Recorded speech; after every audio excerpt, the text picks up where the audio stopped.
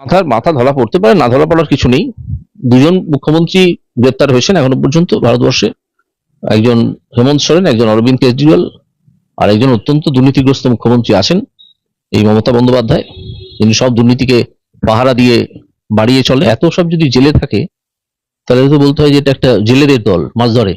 হয়তো মুখ্যমন্ত্রী প্রকাশ্যে এরকম ভাবে চিৎকার করে মিথ্যে কথা বলেন, মুখ্যমন্ত্রী চিৎকার করে মিথ্যে কথা বলেন, বালু চোর, আমি চোর, মদন চোর, অমুক চোর, মুকুল চোর, সব কটা চোর, যে কটার নাম করেছেন সব কটা চোর। তৃণমূল দলটা আসলে ভেতরে ভেতরে ভেঙে পড়ছে, এটা তো বুঝতে হবে। এই বাড়িটা যেরকম ভেঙে পড়ছে না হঠাৎ, পাঁচতলা বাড়িটা, দেখবেন তৃণমূল দলেরটাও একদিন হঠাৎ এরকম ভেঙে। ডক্টর তিনি ব্যবসায়ীর তো পুতুল, ব্যবসায়ীর হাতের পুতুল।